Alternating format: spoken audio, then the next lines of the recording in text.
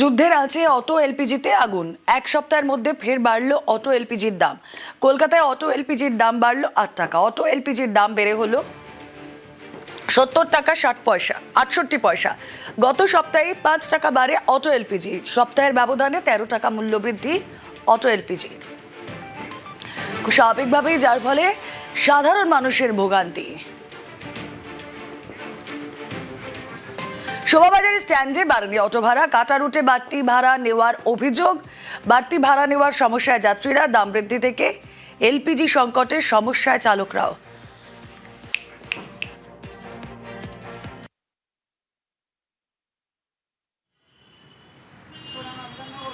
এখানে এখন অবধি তো ভাড়া বেড়েছে বলে আমার জানা নেই। আমি তো একই রুটে যাচ্ছি, একই ভাড়া দিয়েই যাচ্ছি। আমি অনেক দূর থেকে আসি, সেখানে কিন্তু অনেকটাই ভাড়া বেড়ে গেছে। মধ্যবিত্তের পক্ষে এইভাবে চলা পসিবলই নয়, কারণ যেভাবে আমাদের তো স্যালারি ইনক্রিজ হচ্ছে না। সাধারণ মানুষ, মধ্যবিত্ত পরিবারের ওপর তো অবশ্যই একটা চাপ সৃষ্টি হবেই। হচ্ছে একটা বাজেটটা এক্সিড করছে ডে টু ডে। একটা আমরা যারা ডেলি প্যাসেঞ্জার যায় না, মাইনে তো বাড়বে না। এই যেরকম আমি ভূতনাথ থেকে এলাম, হ্যাঁ 12 টাকার ভাড়া, আমার 15 টাকা নিল। লাস্ট 3 মাসে, 3.5 মাস বা 4 মাসের মধ্যে 15 টাকা বেড়েছে।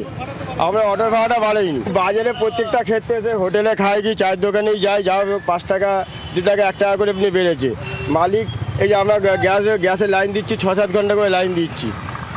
আমরা সপ্তাহে 5 দিন চালাচ্ছি, আর 7 দিনের বাচ্চির পকেট, 2 দিনের বাচ্চির পকেট থেকে এক্সট্রা করে দিতে হচ্ছে। ভাড়া বাড়িনি, কিন্তু দাম প্রচুর বেড়ে গেছে। প্রায় 13 টাকার মতন দাম বেড়েছে গ্যাসের। গ্যাসের দামের থেকে গ্যাসের দামটাও যদি বাড়ে সেইটাও অতটাই আছে, কিন্তু আমাদের 4 ঘন্টা 5 ঘন্টা করে লাইনে দাঁড়াতে হচ্ছে। ভাড়া খাটতে পারছি না তো। এবার মালিক আমাদের ছাড়ছে না, যে তোমরা গাড়ি বার করেছো, আমাদের ভাড়া দিতে, আমাদের বাচ্চির দিতেই হবে। তাহলে আমরা যাবোটা কোথায়? কথা বলবো তৃণমূল মুখপাত্র অরূপ চক্রবর্তী রয়েছেন সঙ্গে। অরূপদার স্বাগত জানাবো নিউজ 18 বাংলা স্টুডিও থেকে। আমি রুমেলা কথা বলছি। মহার্ঘ অটো এলপিজি, একদিকে দেখা যাচ্ছে যে অটো চালকরা তারা লাইনে দাঁড়াচ্ছেন দীর্ঘক্ষণ 4-5 ঘন্টা, তারপর দেখা যাচ্ছে এরকম ভাবে দাম বৃদ্ধি হচ্ছে। দেখো রুমেলা, বিজেপি নেতারা দারুণ ভরা করে বলে বেড়াচ্ছেন মিডিয়া এসে বেশি নাকি কোনো সংকট নেই গ্যাসে।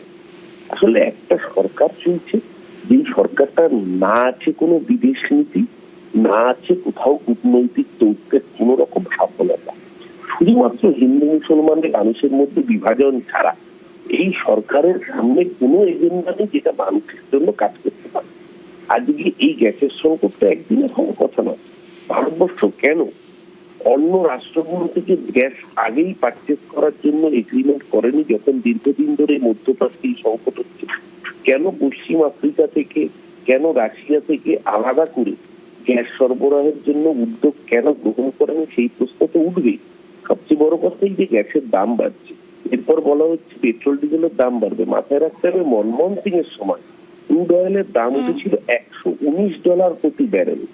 সেই সময় ডক্টর মনমোহন সিং এর সরকার 64 টাকার পেট্রোলকে 71 টাকা করেছিল বলে এই বিজেপি নেতারা রাস্তায় উথাল পাতাল করে দিয়েছিলেন।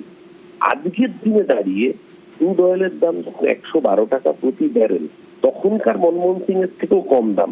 এখন ভারতবর্ষের মানুষকে পেট্রোল কিনতে হয় 105 টাকা প্রতি লিটার, অথচ রোজ আমাদেরকে গল্প শোনাচ্ছে পেট্রোলের দাম বাড়বে। ডোমেস্টিক রান্নার গ্যাসের দাম 60 টাকা বাড়িয়েছে, কমার্শিয়ালের দাম 113 টাকা বাড়িয়েছে। সবচেয়ে বড় কথা, সাধারণ মানুষ লাইন দিয়ে রান্নার গ্যাস পাচ্ছে না। থ্যাংক ইউ অরূপদা। আর দিলীপ ঘোষ এর পাল্টা কি বলছেন একবার শোনা যাক। যখনই যুদ্ধ হয় তখনই দাম বাড়ে। দেখে নিন, ইরাক যুদ্ধের সময় 25% পেট্রোলের দাম বেড়েছিল কংগ্রেসের রাজত্বে। নতুন কিছু না, আমার মনে হচ্ছে যুদ্ধ শেষ হয়ে আসবে, সব ঠিক হয়ে যাবে।